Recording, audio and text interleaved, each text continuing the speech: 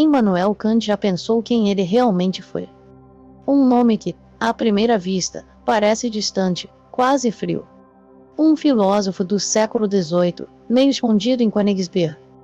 Mas quando a gente começa a olhar para o que ele pensou, tudo ganha vida. Kant não era só mais um pensador entre tantos. Ele foi quem colocou a razão no centro do jogo. Sabe aquele momento em que a gente tenta entender o que é certo ou errado, ou até como a gente sabe as coisas? Pois é, ele quis ordenar tudo isso. E é aí que as ideias dele continuam ecoando, lá do século XVIII até agora. Porque ele não queria respostas simples ou prontas. Ele queria que a gente pensasse, refletisse, questionasse. Então, antes de qualquer coisa, temos que nos preparar para mergulhar nesse universo, onde ética e conhecimento se cruzam, e onde a razão é o farol que tenta iluminar o caminho. É um convite para repensar. Para sentir que, mesmo com séculos de distância, Kant ainda fala com a gente. É curioso pensar que Kant nasceu em 1724, naquela Königsberg que hoje chamam de Kaliningrado, um lugar que já mudou tanto de nome e de dono, quase como se refletisse as mudanças do próprio tempo. Ele veio a este mundo quando a sociedade começava a respirar um ar novo, cheio de esperanças e questionamentos. Aquela era a época da Ilustração, movimento que jogava luz sobre a razão, fazendo dela a nossa grande guia, a fonte principal de autoridade. Era como se a pergunta fundamental fosse: o que podemos saber? O que devemos fazer? Como devemos agir? E parecia que a razão seria a única resposta verdadeira. Mas isso não estava isolado. Do lado de fora, as fábricas cresciam, a roda da revolução industrial girava, trazendo a mecanização da vida, transformando a realidade material das pessoas.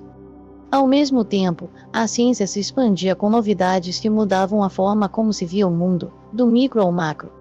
Tudo isso criava uma atmosfera densa, pulsante. Kant, no meio desse turbilhão, não apenas observava, mas tentava pensar o que aquilo significava. Como a razão poderia fundamentar a moralidade no mundo que estava sendo desafiado pelo novo? Era essa tensão entre o velho e o novo, o seguro e o incerto, o que moldava suas reflexões. Então, a obra dele surge nesse contexto, não como um ponto fixo, mas como parte de uma conversa urgente e necessária, sobre conhecimento e ética, em meio à mudança rápida. É como se ele estivesse dizendo: esperem, vamos tentar entender isso de um modo que faça sentido para alguém vivendo justamente este momento. Kant vem e balança tudo o que a gente pensa sobre conhecimento e moral. Ele não aceita a ideia de que a gente só sabe das coisas pelo que sente ou vê. Ele questiona isso logo na crítica da razão pura. Ali, ele diz que a gente tem estruturas na mente que moldam o modo como entendemos o mundo. Não é só o que chega até a gente, mas como a gente processa isso. E essa ideia abre um caminho diferente, o idealismo transcendental, que é essa noção de que não dá para separar o que conhecemos da nossa própria forma de conhecer. Agora, quando o assunto é moral, Kant vai mais fundo. Ele não quer que a gente pense em moralidade só com os sentimentos ou costumes. Para ele, a moral está na razão. E não uma razão qualquer, mas uma que seja universal. Essa é a chave do imperativo categórico. Sabe aquela ideia de agir só do jeito que você acha certo? Kant diz que não basta isso. A ação tem que servir de exemplo para todo mundo, tem que poder virar lei para todos. Então, não é algo pessoal, nem subjetivo. É uma regra que deve valer para qualquer pessoa, em qualquer situação. Isso muda tudo.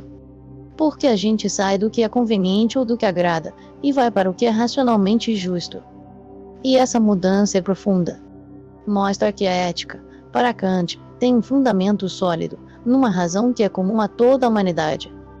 Assim, a gente não está só seguindo regras feitas pela sociedade, mas princípios que emergem da própria lógica do pensar moral. É essa busca por uma base universal, e não arbitrária, que faz a contribuição dele ser tão relevante até hoje. É curioso pensar como alguém tão influente como Kant também virou alvo de críticas intensas. Ele construiu uma ideia forte sobre autonomia, sobre moralidade.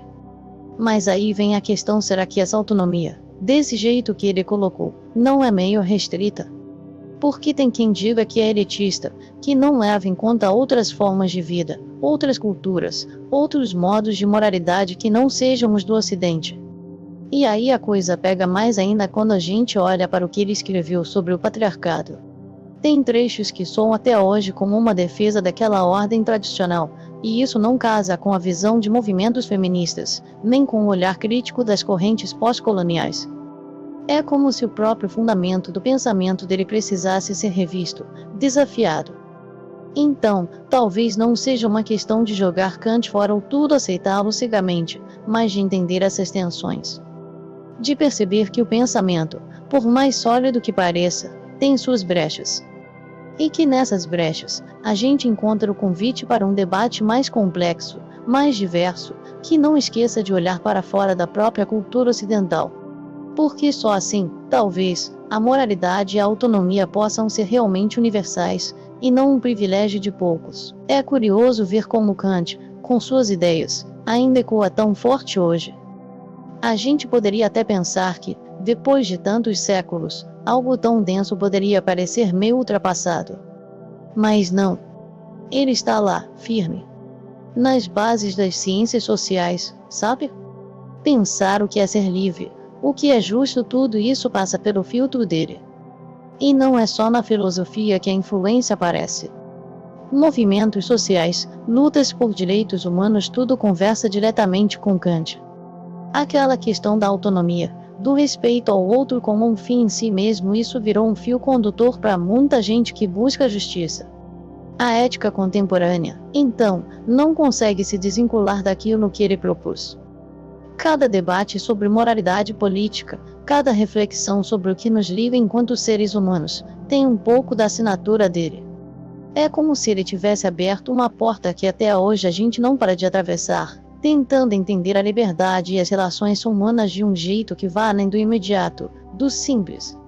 Então, mais do que um nome do passado, Kant é um farol que continua iluminando nossos caminhos, nos convidando a pensar, a questionar. E talvez seja justamente essa vitalidade, esse diálogo constante, que mantém sua filosofia tão atual. É curioso pensar como, em meio a tanta divisão, as perguntas que Kant fez continuam ecoando, não é? Razão, moralidade, liberdade e sistemas parecem nunca perder a relevância. Parece que, mesmo com toda a complexidade do que vivemos, ele nos deixa um ponto de luz para voltar. Mas será que esse farol é completamente firme? Ou estamos diante de um velho relicário, cheio de ideias que já não servem para o nosso agora? A verdade é que não dá para simplesmente aceitar tudo como está. É essencial olhar para a obra dele com cuidado, questionar, desconstruir um pouco. Talvez nesse exercício a gente encontre caminhos para caminhar, mesmo quando o horizonte parece incerto. E nesse balanço, entre o que permanece e o que precisa mudar, talvez esteja a chave para entender não só Kant, mas o momento que vivemos. Um convite para pensar com mais calma, para não desistir da razão nem da liberdade, mesmo quando tudo parece dividido. É um ponto de partida, não uma chegada. Questionar é um ato de resistência. Junte-se, deixe um like. Consciência se constrói em conjunto. Resistência urbana.